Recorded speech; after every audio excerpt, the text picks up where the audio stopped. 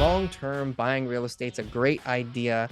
If you're in it to be there for another 20, 30 years, you want to live in it, you want to touch it, you want to rent it, you want to visit it, you want to go in the country and you want to sit on your dock and look at the owning real estate's a fantastic investment. It's so never been bad. Better now. But if you're thinking about making an investment and making money in a year and flipping it over and having all these great ideas and it's easy money and someone's promised you a great return, then take a second, go talk to a few people, watch some YouTube videos, figure out what, you know, may or may not be so true about that particular situation. Okay, we're going to have people that are making tons of money, okay, that have gone into a different field or into a different business that is booming right now because there's plenty of them, okay?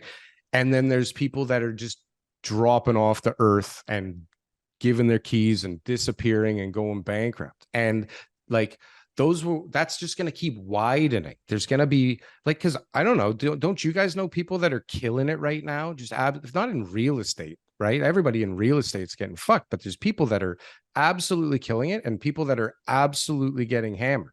Like in my group of friends, I have people that are going, I feel they're going from like up here to down here. And I know people that are going from like here to up here and people going from here definitely down to here.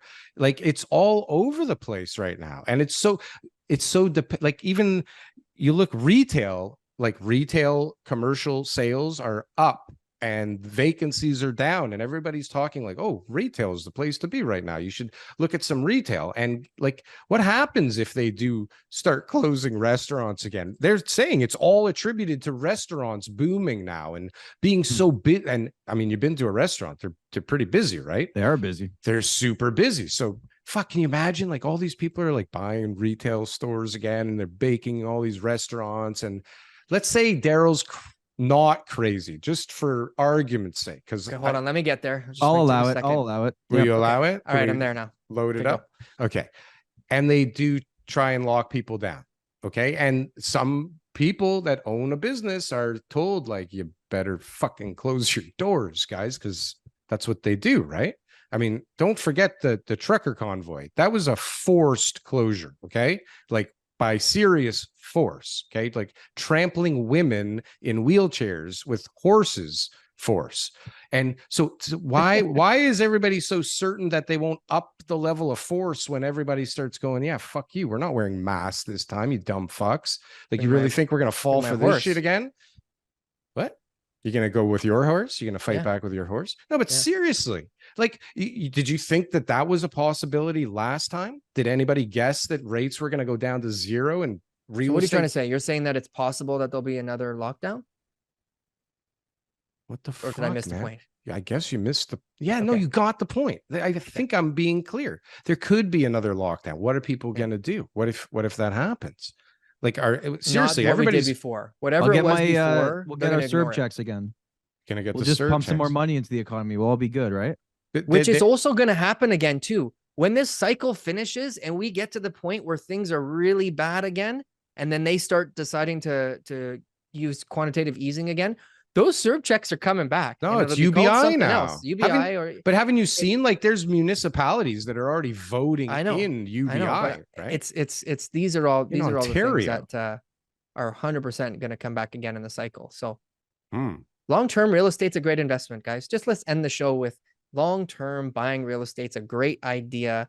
If you're in it to be there for another 20, 30 years, you want to live in it, you want to touch it, you want to rent it, you want to visit it, you want to go in the country and you want to sit on your dock and look at the owning real estate's a fantastic investment. It's never been bad. Better now. But if you're thinking about making an investment and making money in a year and flipping it over and having all these great ideas and it's easy money and someone's promised you a great return, then take a second, go talk to a few people, watch some YouTube videos, figure out what, you know, may or may not be so true about that particular situation, and take your time before you put your money into real estate. It's definitely not one of those type of investment vehicles. It never has been.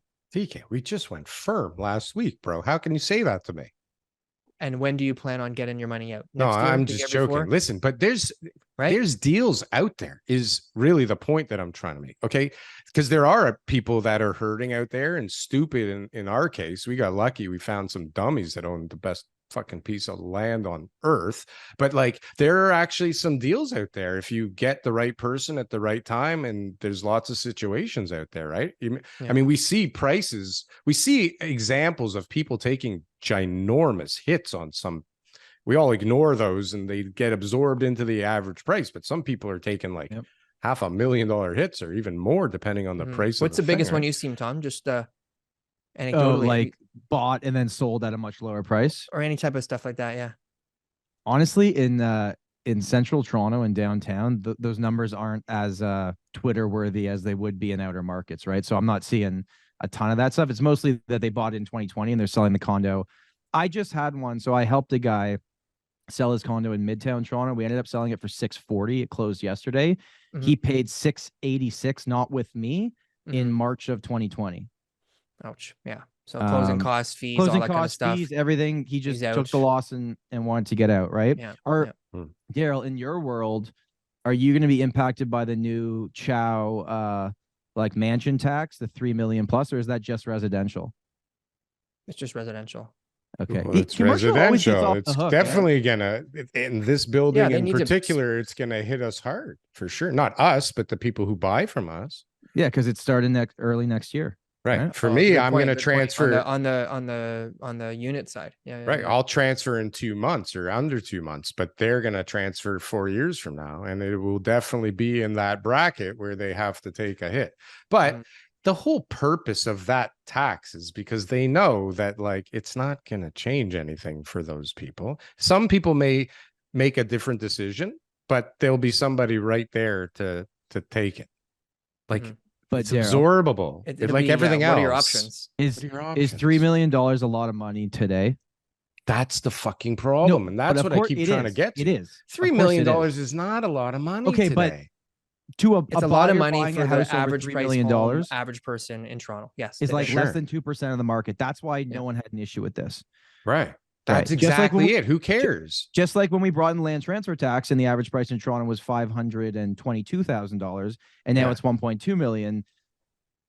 But that's not going away. Which the first time home buyer version of that needs to be amended. It's ridiculous that that's the max. The 8,475 is the most you're getting off. But let's in 20 years from now, is $3 million expensive? Or is that for a house home price in central Toronto? In 20 above average, years from now, but closer to average than it is today. Yeah. $2 million will be the average priced home, like all home types. Yeah. Average detached will be 3 million. Probably. Yeah. Yeah. Even if we have a big dip in the middle of it, and it's 100%. A tough few years, eventually, if nothing changes really on the immigration side and interest rates stay under 8%? Because I think after that, there's a lot of issues that would sort themselves out. You don't think as we approach 8 or even just stand pat that a lot of things are going to start coming out? Yeah, but if they go double digit, it's real bad. It would be real bad. Yeah, I would plan for it. We're not going double digit. Listen, never going double digit ever again. We're never going to pay off these. That. We're never going to pay off these debts. Look how much money the government owes. Look how much money we owe. We can't even handle 6%.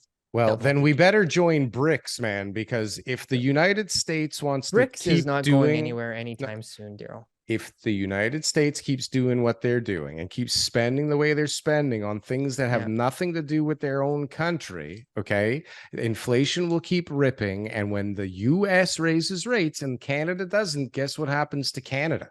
Right? Our dollar goes to shit. And when our dollar goes to shit, guess what happens to Canada? Right? And so guess why we're going to fucking do whatever they do, because we have to. We don't have a choice. Or we got to join BRRRRRR, because if you're stuck to the US dollar, how are you going to diverge from that? Daryl, we pause and hey guys, thanks for watching our clips channel. Why don't you go and check out some more clips? We got lots of other good content somewhere over here. Don't forget to like, comment, and subscribe. Boom. That was good. That was good. I like that. That was good.